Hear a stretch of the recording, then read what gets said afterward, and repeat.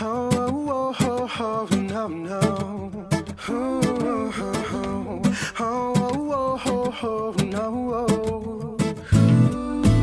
This problem says water is pumped into a tank at a rate modeled by W of t equals 2000 e to the negative t squared over 20.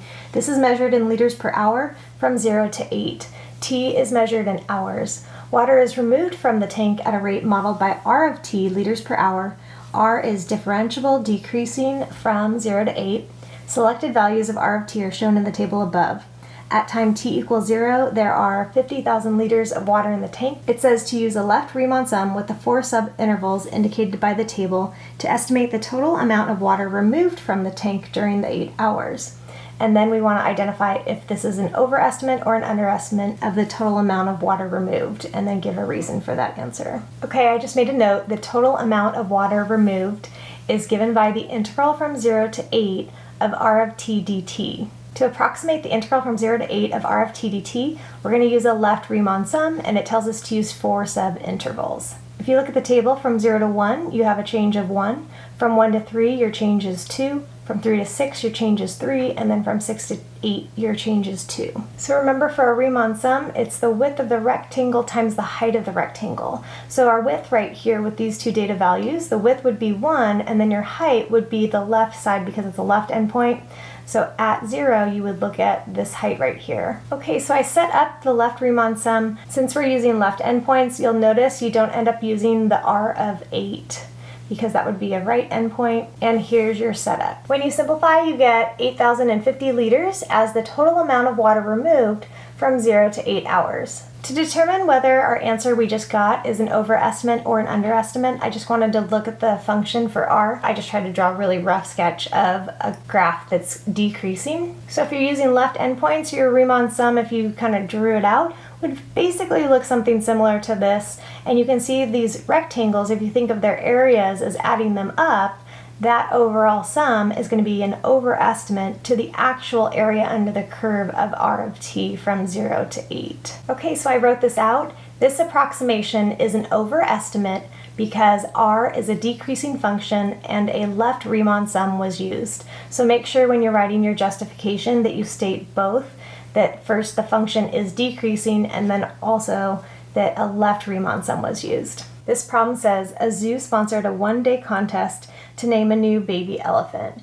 Zoo visitors deposited entries in a special box between noon, where t is 0, and 8 p.m., where t equals 8. The number of entries in the box t hours after noon is modeled by a differentiable function e from 0 to 8. Values of e of t in hundreds of entries at various times t are shown in the table above. Use a trapezoidal sum with the 4 subintervals given by the table to approximate the value of 1 over 8 integral from 0 to 8 e of t dt. Using correct units, explain the meaning of 1/8 integral from 0 to 8 e of t dt in terms of the number of entries. The area of every trapezoid has a 1/2 value, so we'll most likely be factoring that to the very front. And then you have the height of each trapezoid times the quantity of the base 1 plus base 2. So in the last problem, when we were doing left Riemann sums, because what's happening is you're doing areas of rectangles, and changing from 0 to 2 in the last problem was the width of each rectangle. With trapezoids changing from 0 to 2, that change in t, the value 2, is going to be the height of that trapezoid. That's a change in t of 3, and that's going to be the height of that trapezoid.